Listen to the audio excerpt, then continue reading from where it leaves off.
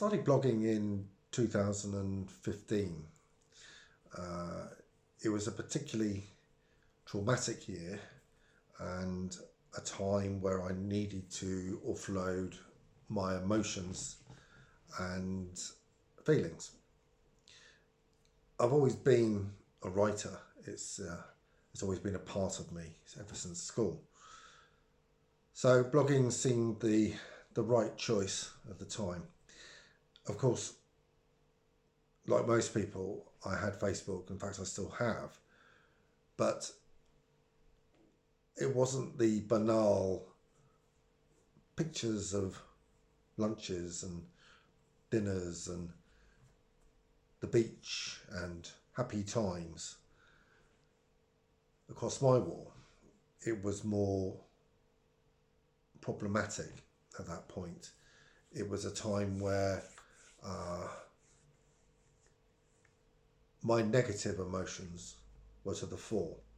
So I decided to put pen to paper and begin the journey I'm still on today.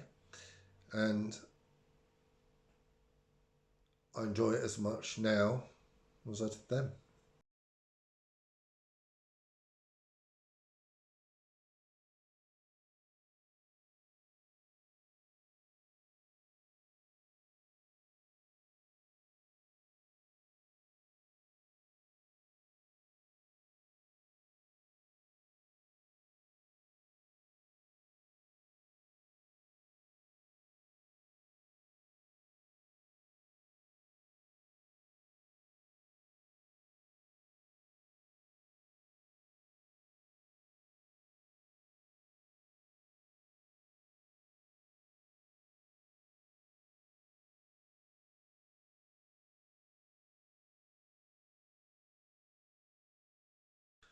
Documenting my life has become ingrained in my soul.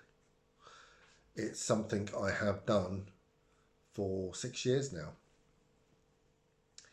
When we decided to move to Spain in 2015-16, it seemed the perfect opportunity to continue blogging in a way I'd never blogged before. I certainly would have more time, and I was able to channel emotions into writing in a way I'd never done before. I was surrounded by amazing views and sun, and I had left or was leaving Britain behind. After our wedding in 2015, we decided to finally take that plunge and sold everything up and left for a new life in Spain. It was exciting. It was scary. It was a time of turmoil, perfectly documented in my writing during that period.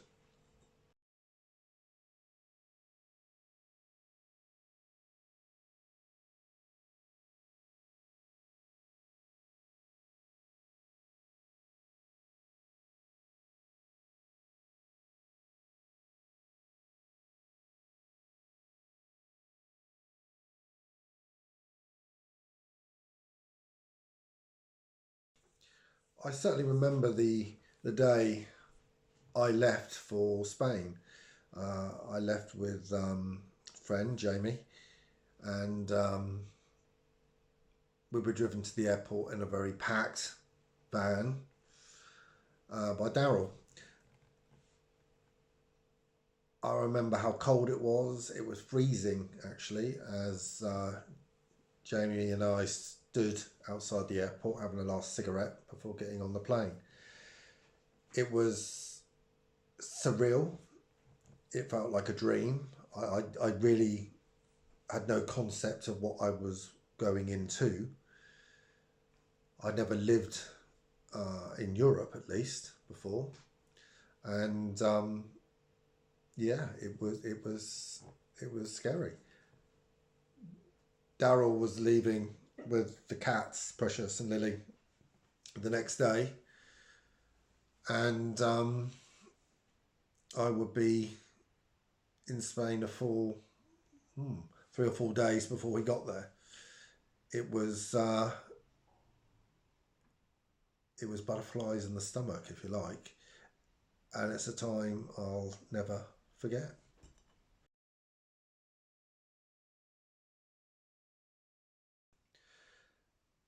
We chose Gran Alacant as a base. A friend had already bought a holiday home in Murcia, which wasn't too far. It was a couple of hour drive from Gran Alacant, and she helped us find a new house at the top of a ravine in Spain. It was beautiful. The views over Alicante, the airport, the mountains, the sea, everything was perfect. And I was looking forward to that new life. Of course, it wasn't quite that way. It didn't turn out as perfect as one would have hoped. The house was damp, cold. There was no central heating. It was single glazed windows. And when you're stuck on the top of a ravine, it's lovely in the summer, but in the winter in Spain, oh, it was dreadful. I remember the fog sort of drifting in from the sea. It looked beautiful, absolutely amazing, but it just wasn't the dream that we hoped it would be.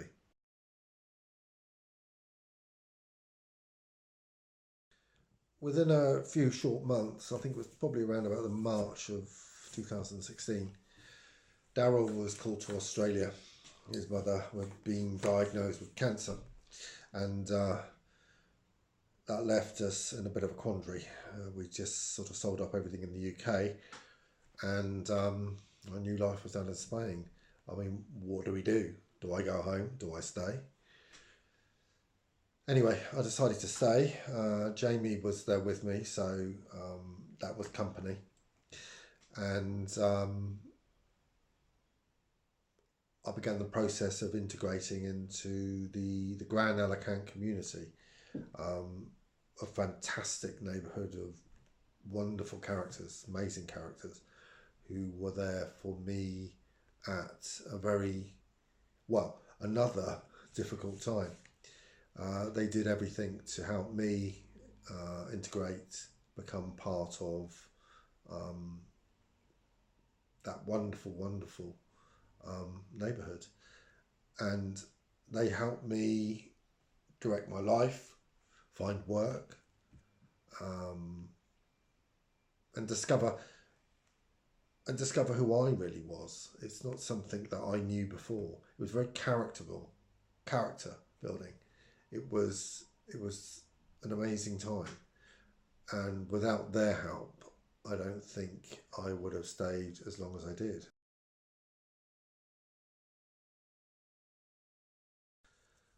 We met many wonderful people. I just want to talk about,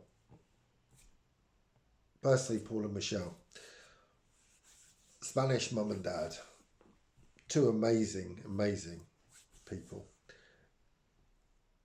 They helped me out more than anyone had done in my life. They were how can I put it? They were the security, if you like.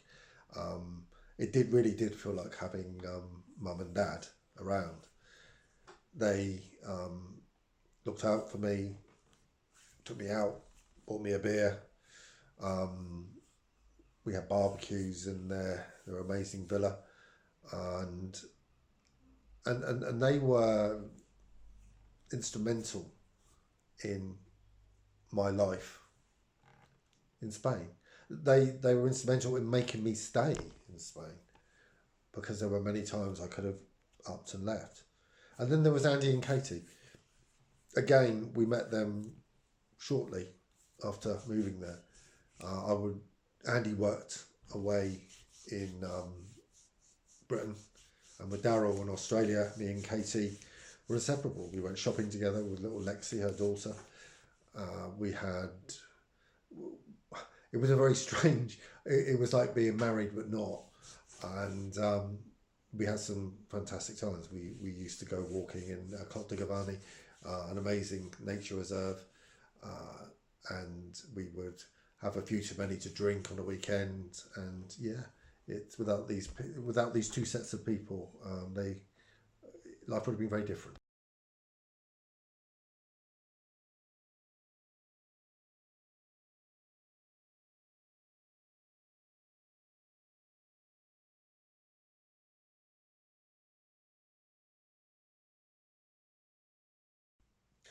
I suppose my blog really took off at that point. I was able to write more and more and more. The working situation in Spain wasn't great. I had various jobs. I taught Spanish kids English for a while, and I worked in a bar, and I cooked in a family-run restaurant. They were all paying minimum Spanish wage, but it was enough to live on because it was cheap to live there. And I was also able to write a column in a magazine, which was the lifeline I needed to build relationships with people. With Daryl away, it was important that I had contact with um, a community, which Gran Alacant is. Whether you're English, Spanish, Norwegian, um, it didn't matter. You were just part of that amazing urbanisation, and yeah, it was a great time to be alive.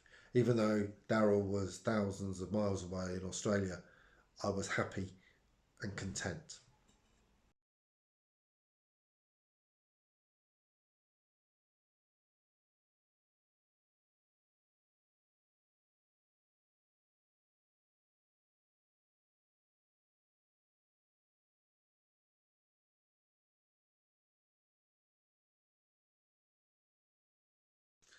By 2017, Daryl had moved back to Spain. He felt able to leave his mother for a longer period.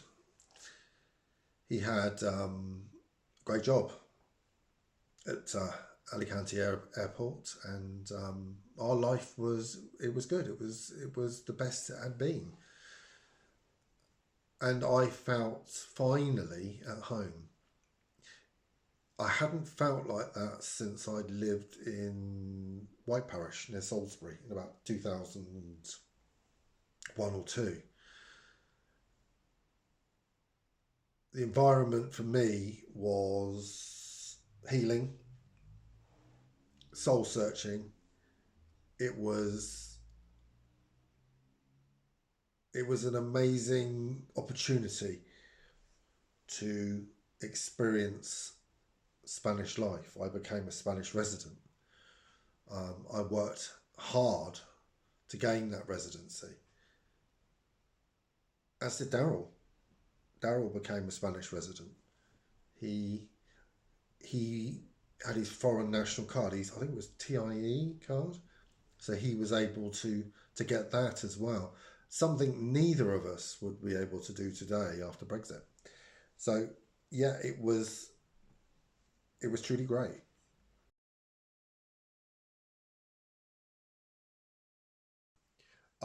I remember I remember the phrase "bentos pie" incident. That made me laugh.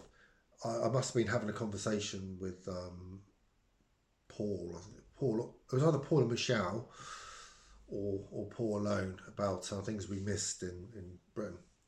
And I think the biggie for me was a phrase "mentos pie." It literally it was a part of how can I put it? It's comforting. It's that food I would have when I was a child, and I found it very difficult to get hold of living in Spain. A few days later, Paul turned up on my doorstep with a phrase Mentos pie.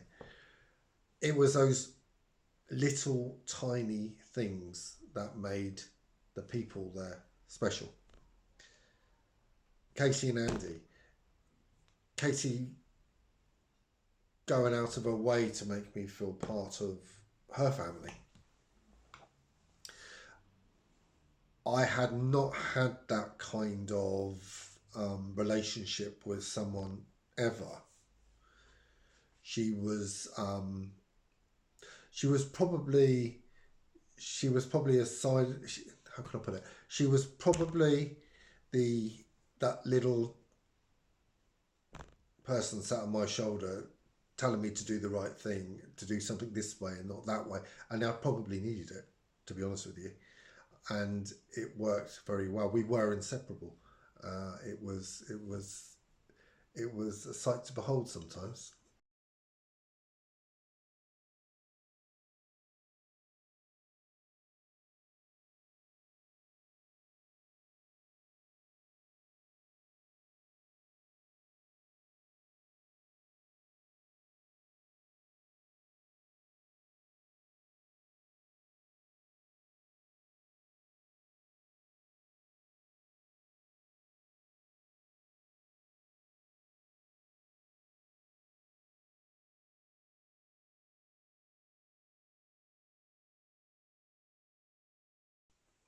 By 2018, we had decided to leave Spain. Daryl's mother was ill again, and it was necessary for him to be there with her. Equally, I hadn't seen my family in, gosh, 2, 3, 4 years. And I felt it was time to go back and be with my family. Currently, I'm living with my aunt, cousins, children, lots of children, second cousins. Amazing. It's not something I was used to. I certainly am now, and I relish it. But it was heart wrenching. It was so difficult leaving a place that we had finally become a part of, a community that welcomed us. It was an opportunity to live somewhere we had always dreamt of living. And both of us had reached that point of, you know what, we're happy. So leaving was a very, very hard thing to do. Selling up again, leaving everything behind, good friends that we'd made, and return home. Did we do the right thing? Yeah, we probably did. When you look at the state of the world now, if we'd stayed, or certainly if I'd stayed, I would have had to have come back at some point. This pandemic isn't going away soon, and it's necessary. It was necessary for me to come home when I did.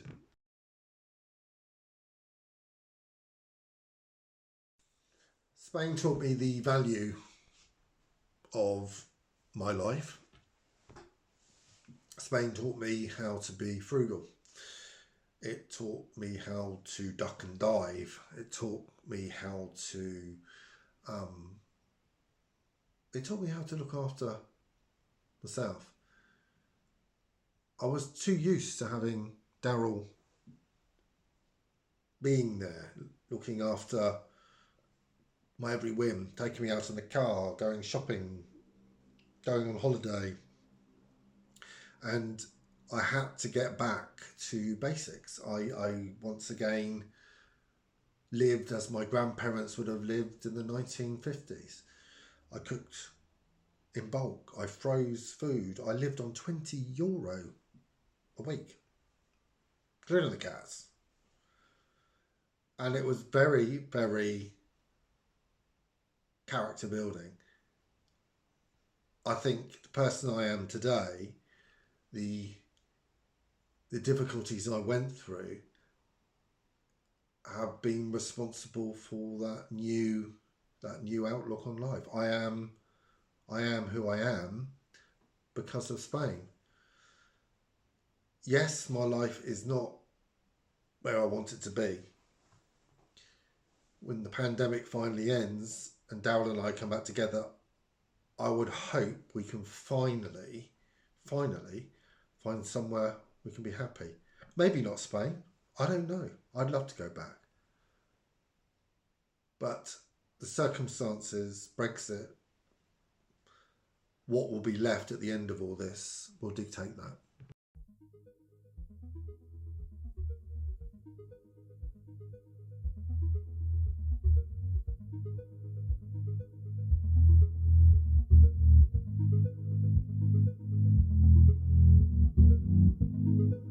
I've tried 100 times, but it's so hard to leave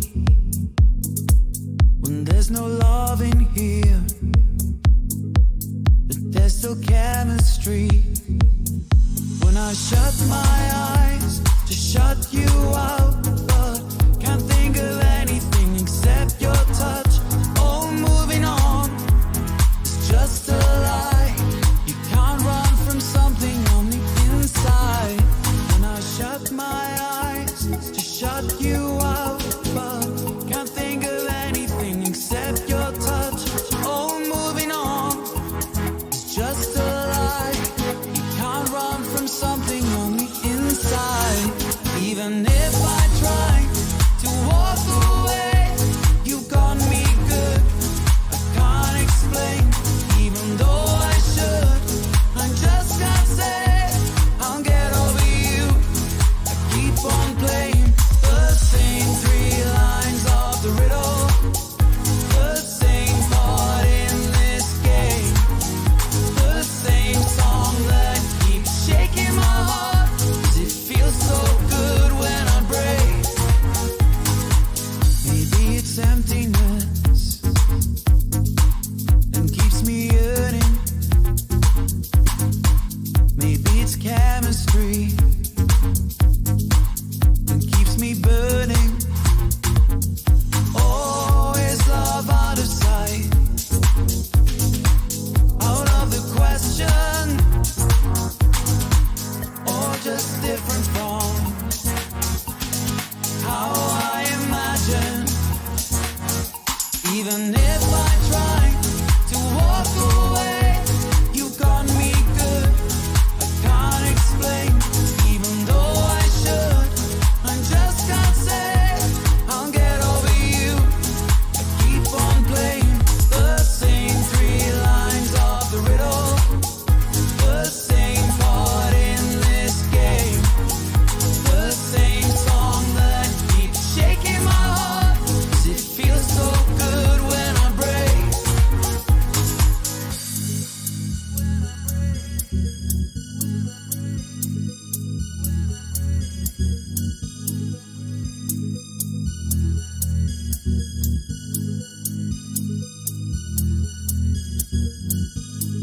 Every time I think that I could be a different person and move along, you stop me on my way. Every time I think that I could learn to find some reason, there's a fever in my brain. Is it love? Is it love